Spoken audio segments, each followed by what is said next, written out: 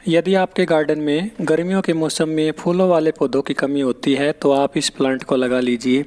ये एक ऐसा प्लांट है जिसमें बहुत अच्छी फ्लावरिंग होती रहती है। यदि आप इसके बीज एक बार अपने गार्डन में लगा लेते हैं तो इसके पौधे पूरे साल भर हमारे गार्डन में बने रहते हैं और जब ये प्लांट्स पुराने हो जाते हैं तो इसके बीज बिखर कर नए नए प्लांट्स अपने आप बनते रहते हैं।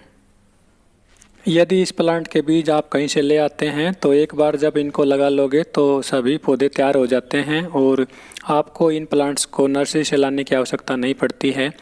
मैं इनके बीज पिछले साल लेके आया था और उन्हीं बीजों से मैंने बहुत सारे पौधे तैयार कर लिए हैं और आपको मैं दिखाऊंगा कि इन सभी पौधों में बहुत अच्छी फ्लावरिंग हो रही है।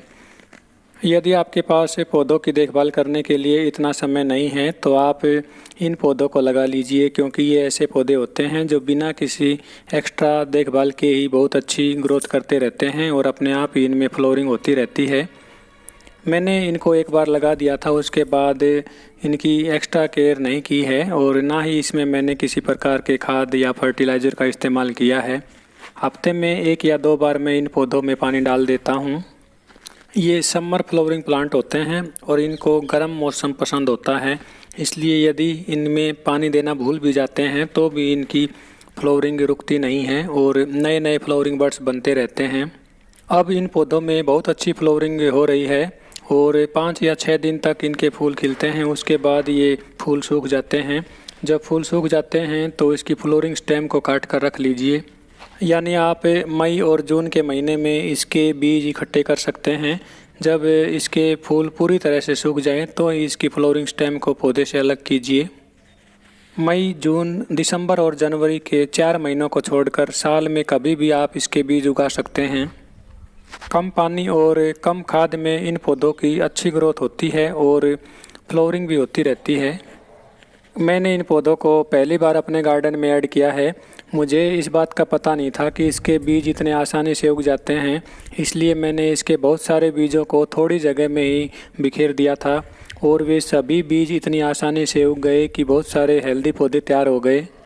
कुछ पौधों को तो मैंने सेपरेट करके अलग अलग जगह लगा दिया, मगर मेरे पास इतने पौधे तैयार हो गए थे कि मैं उन सभी को अलग नहीं कर पाया।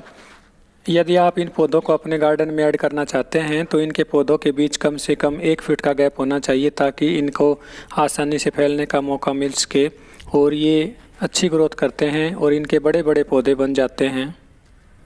जब आप इनके बीज एक साथ ग्रो करते हैं तो पहले इनकी सीडलिंग तैयार कर लीजिए। उसके बाद जब आप इनकी सीडलिंग को अलग अलग करके लगाते हैं तो पहले आप मिट्टी में नाइट्रोजन रिच ऑर्गेनिक कंपोस्ट या किचन वेस्ट कंपोस्ट मिक्स कर लें, ताकि बार बार इस पौधे में खाद देने की आवश्यकता ना हो। जब आप इनकी सीडलिंग लगाते हैं तो उन सीडलिंग्स की पहले तो अच्छी ग्रोथ होती है, उसके बाद ये एक बड़े पौधे का रूप ले लेते हैं और उसमें फिर फ्लावरिंग शुरू हो जाती है। इसलिए यदि आप इसकी मिट्टी में ऑर्गेनिक कंपोस्ट मिक्स कर देंगे तो इस पौधे की बहुत अच्छी ग्रोथ हो जाएगी। जितनी अच्छी ग्रोथ इसकी होगी उतने ही उसमें फ्लावरिंग बर्ड्स अधिक बनेंगे। इन पौधों की अच्छी ग्रोथ के लिए इनको ऐसी जगह लगाना चाहिए जहाँ पूरे दिन भर की सनलाइट इनको मिलती रहे। जितनी अधिक सनलाइट इन पौधों को मिलेगी उतनी इनकी अच्छी ग्रोथ होगी और उतनी इनमें फ्लावरिंग बर्ड्स बनेगी। जितनी अधिक फ्लावरिंग बर्ड्स बनेंगी उतने ही अधिक फूल खिलेंगे। यदि इन पौधों में ओवर वाटरिंग कर दी जाती है तो भी इनके ऊपर कोई असर नहीं होता है। ये हार्डी प्लांट्स होते हैं, अधिक धूप और अधिक गर्मी में भी इनकी अच्छी ग्रोथ होती रहती है। चाहे आप इसमें कम पानी दीजिए, चाहे अधिक पानी दीजिए, चाहे आप इसको किसी भी प्रकार की हार्डी कंडीशंस में ग्रो कीजिए, इनमें बहुत अच्छी फ्लावरिंग होगी।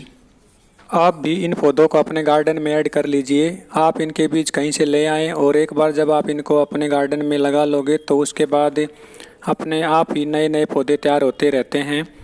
यदि आपको इस चैनल की वीडियोज़ अच्छी लगती हैं तो चैनल को लाइक एंड सब्सक्राइब ज़रूर करें। वीडियो में लास्ट तक बने रहने के लिए आप सभी दोस्तों का बहुत बहुत धन्यवाद। Thank you.